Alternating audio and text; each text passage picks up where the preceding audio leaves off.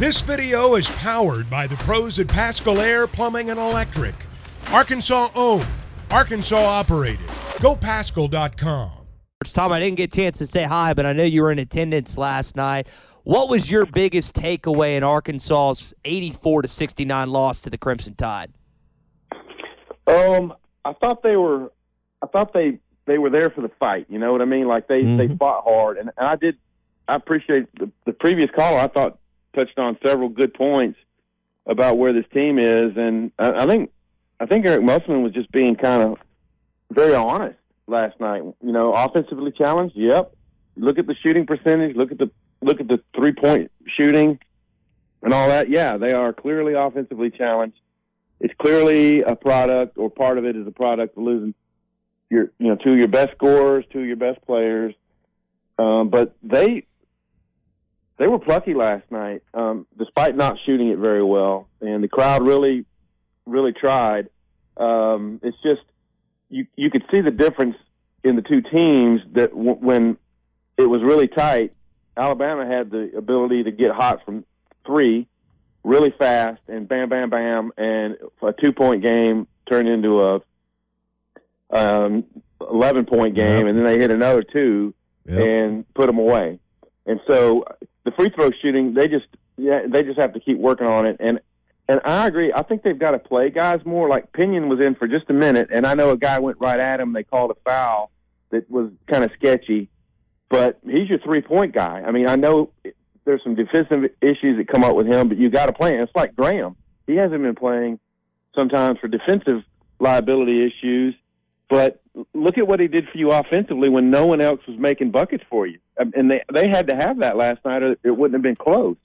So I think Eric Musselman was just being very open and honest, and I think the answer has to lie in giving guys longer minutes. I think Mikal Mitchell's minutes last night, there were some good ones in there, and they're going to get better. I don't know if they're going to turn it around to the extent they did the last 2 years, but they're going to get better. Tommy asked me the question in hour one, how do you get better at three-point shooting? Dude, they're 345th right now in three-point shooting. They're the worst in the league. I mean, how do you improve that? Man, I don't know, because, I mean, you need it. And I've said it on this air before. They're going to come into some games where the other team hits threes, and you got to catch up, or, you know, and last night was a good example. It just wasn't a part of their deal. I mean, one of their worst three-point shooters, Devo Davis, makes both of their only two makes. So they're at 19% in conference play, 19-point-something%, which is just horrible. And I don't know. There were some open looks involved in there. Some of Anthony Black's looks were open. Ricky Council's look, a couple of his were open.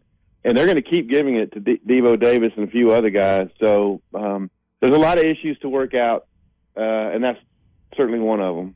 How much do we all need to pump the brakes off of last night's game? You were playing Alabama, the number 4 team in the country, the best team in your conference as it appears right now.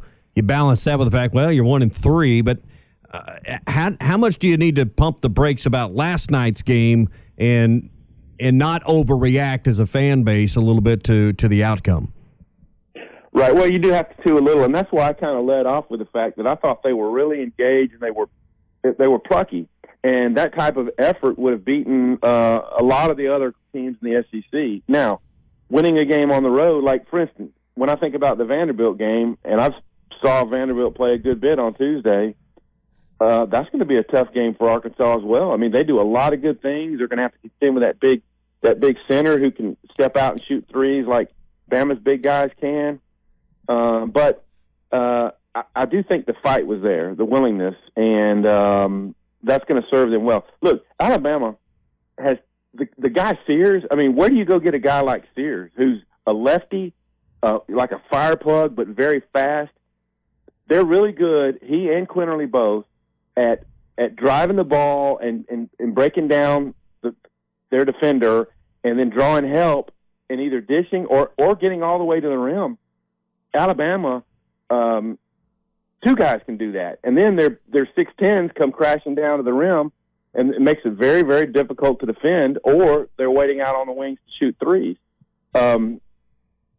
if Arkansas had a super quick point guard that could do similar to that, and Council's almost there, but he's a thick guy, it would help them.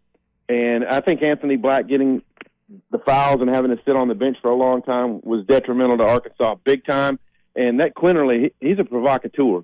He basically started that got the double technicals, and that ended up hurting Arkansas more because they have Sears who starts the game, and Quinterly do a lot of the same thing. Yeah. There's a lot of jawing in that game. I mean, Arkansas seems to be involved in a lot of games with a lot of talking, a lot of jawing. Mitchell had the one dunk you could see that he got up in someone's face. I mean, but that was a situation that certainly cost Arkansas some minutes with Black. I think he still ended up with 32. So now you have 2 on the road and 2 at home. And from my chair, Tom, it almost feels like to right the ship, and this is a big ask, you got to go like 4-0. You need to go on the road and win at Nashville. You need to go on the road and win against Missouri. Then you got to take care of Ole Miss, who appears to be one of the bottom feeders, and LSU in your next 4 games right now to kind of get back to where you should be at that point through the schedule. Well, I mean, I don't know if it's super imperative that you go 4-0, but it would be very, very helpful. Look, we know this team has turned it around in, like, not just a little bit, but major fashion, both of the last 2 years. And I think that's why Eric Musselman said it last night, that we have more of an uphill battle than we've had the last 2 years. And he's saying that because of the difficulty they have in shooting threes and so forth. Beating Vanderbilt, not going to be. And Missouri came here with great fight. I like their system. And Dennis Gates, I listened to his post-game press conference, well-spoken guy, knows what he's doing. So they're both going to be difficult. I think we're going to see Arkansas continue to improve. I just don't think it'll be like they go 13-5 like they did last year. Talking with Tom Murphy, the Arkansas Democrat-Gazette and Whole Hog Sports. Tom, you brought up the fight earlier, and Bama heading into that game was the best rebounding team, I think, in the league, and Arkansas went toe-to-toe to them on that. I mean, I know at the end of the day there's a lot of negatives, but like, what are some positives Musk can pull from this game and try to pitch these guys before they head to Nashville? Yeah, that's what I meant. They went on the boards with them well. I thought the 2 Mitchells, I think we're going to start seeing more minutes out of McHale because Makai's been he's been pretty good for him. I thought a couple of his fouls last night were a little bit ticky-tacky. I know the fans didn't like them, but Alabama came in with that attitude. There's a swagger about them. They just went right at it. And after trailing 7-5, they got the lead. And basically they gave it up for just a minute on the Graham scoop. And I think Arkansas got one more field goal after that. But Alabama retook the lead, and they had that swagger. And I think Arkansas was just in it. They until the dagger threes at the end. They just kept fighting and plucking, and I just think it's going to serve them well. I think they're going to go down the stretches in some games that are really tight, and they're going to find ways. They got to get Council back going offensively a little bit better, and somehow or the other find guys who can go in the game and hit threes for you. And Pinion seems to be the most logical, and they're just going to have to deal with maybe some of the deficiencies he and Graham and maybe others have, and to be able to get offense.